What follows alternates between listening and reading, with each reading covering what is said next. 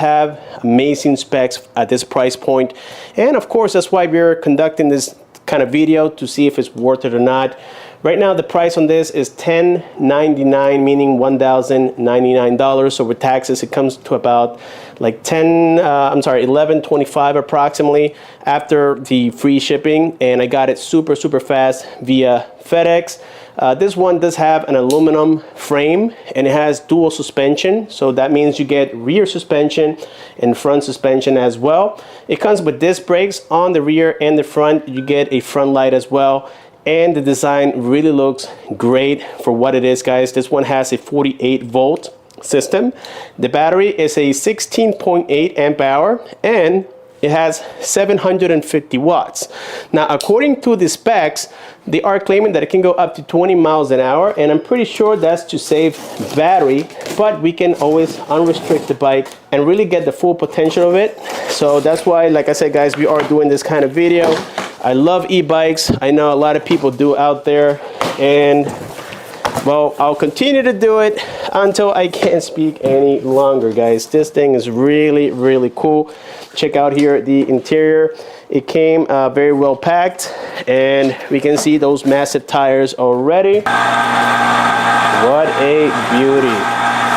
Check this out, guys. So it came with this box inside of the big box as well. I'm assuming this is where the hardware and seats are. And wow, this is a massive motor on the back side here. Let's go ahead and remove this little piece of foam and let's tilt it. It is not a Bafang motor, but it's still pretty sure it'll last a long time. Now, in terms of the tires, these are puncture proof as well.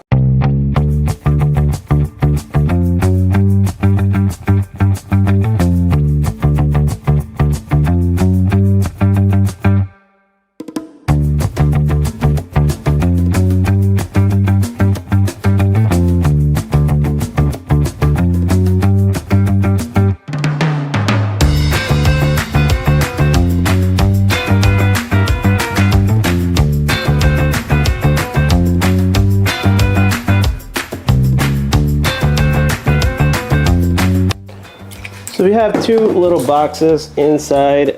One of them was attached to the wheel and the other came inside of the big box, as I already explained. So let's go ahead and cut it open and see what we get. I'm assuming it's going to be, like I said, the hardware and possibly the seat. And yep, we have the seat right here with the Varun branding. We get the pedals, super easy to install. You have the R for right, the L for left. We get the manuals. We have some tools in here, which is nice. I'm pretty sure that with these tools we can install everything. I like to use my own tools as they are a little bit more powerful. We have a reflector on the back. So this is the charger, and since it is a 48 volts, I would assume that this is at least a 54 volt or more charger. Yes, 54.6 2-amp charger, and it charges the battery in around 4 to 6 hours approximately. So this is always recommended that you guys do this before you operate the battery. First things first, we had to assemble here the front tire before we can bring this bike down. So this is a size 5 bolt. We had to assemble the front light because otherwise the tire would not fit in here. This is going to get on the way right about there. This is why I like impact drills, just because they make things so much easier. So our next step here is to of course now install the front tire. Before we get to that, there's a little piece of cardboard separating the pads. Make sure that you take it off, otherwise your disc is going to have a hard time getting in there. And also remove this piece that came as a support for the suspension. Alright guys, a little cheat that you can do is loosen up these 15mm bolts almost to the end, so that way you have the pins already in there. And now you simply slide it through here.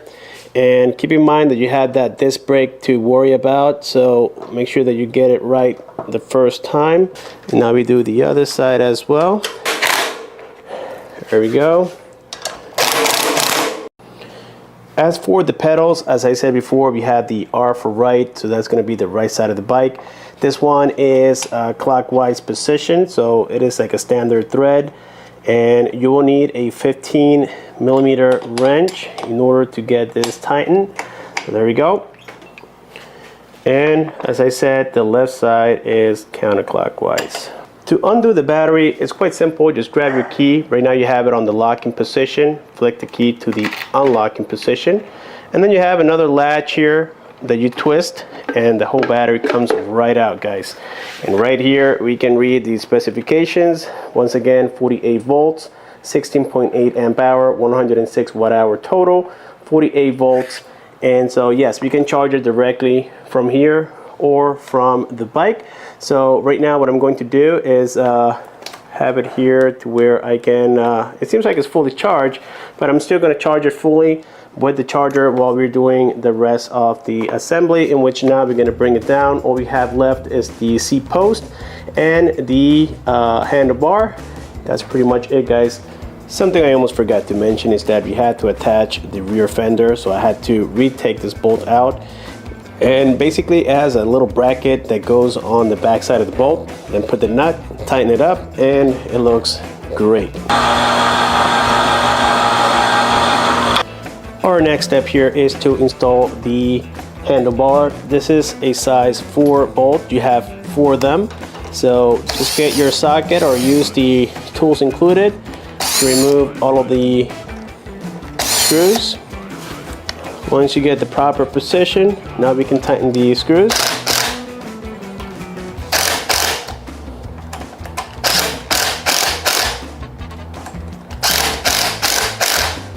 Don't forget that sometimes connections do come loose. If that happens, just point the arrow with the arrow on each connection. Also match it. Typically they have the same color. And just again check all of the other connections, make sure that they go all the way in. I just found 3 loose connections, and that way you ensure that the bike works properly at all times.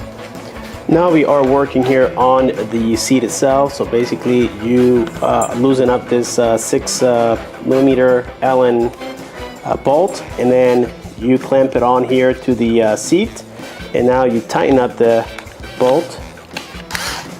There you go. And we are almost set, guys. Let's go ahead and loosen this up a little bit. And boom.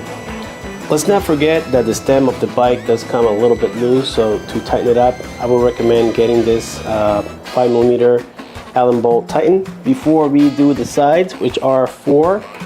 And there we go. Now we do the sides. Again, these are size 4. So there we go. We got 1, and the other one. Here we go with the rear tire inflation. These can hold up to 30 psi maximum, and we will inflate them at 30 psi, as I do like it a little bit firmer.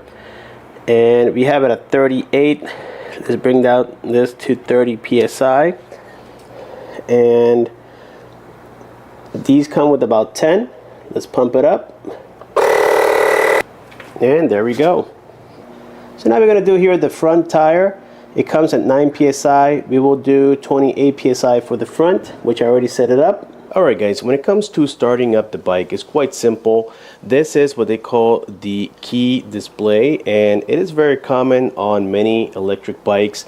So to get started, you simply press and hold here the power key for about 2 seconds approximately, and you will get prompted with all the settings here on this display. The first thing that we see on the upper left is the battery indicator. We have now converted it to miles per hour. It used to be in kilometers. I'm going to teach you how to do that.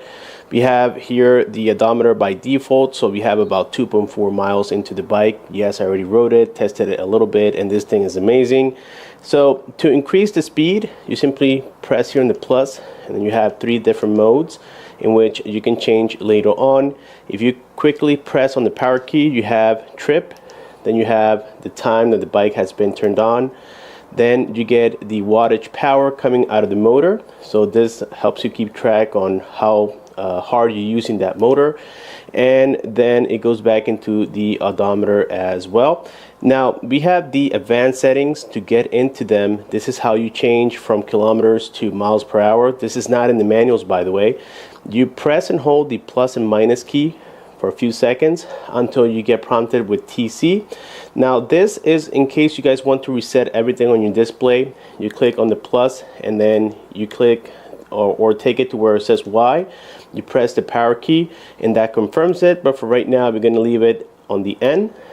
Then here we have the BL. This is for your backlight. So if we decrease it, you can see how the brightness goes down. If we increase it, the brightness goes up. I like to keep it bright. Now this will get enabled once you turn on your headlight, in which I'm going to teach you how to do that also.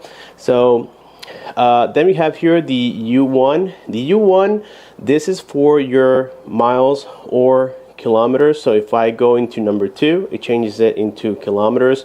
Here in the US, we mainly use miles per hour, or at least I am accustomed more to miles per hour, so we're going to leave it at that. And then it goes back here into TCN, and to go even to more advanced settings, you press and hold the power and the minus being on this menu. And this is for the wheel diameter. This you want to leave it alone, guys. We have the next one here, which is the L5, or at least it says L5 on there. This is for your speed control. Now if you decrease it, your bike will get restricted. The maximum that we can go here is up to 40, so the bike technically is fully unlocked, and now we're going to get the max potential out of it. And I believe this bike does go a little bit above the 20 miles an hour that they're claiming, guys. It does about 24, approximately 24, 25, which is common on a 750 watt motor. To turn on the headlight, you press and hold the plus key, and you can see how now the display lights up and the light just came on. To turn it off, you do the same thing in reverse, and the LCD display will come off as well, at least for the back light, guys. And that's pretty much it. So of course we have the regular controls. You get your 2 brake levers. We have one here and one on the opposite side here. You get your Shimano 7-speed gear selector. Now it doesn't have a horn, guys, so you get a little bell that goes on like this, and then you get your throttle just like any other e-bike. And with this being said, let's go on for a ride, test it out, and see how good this thing really is.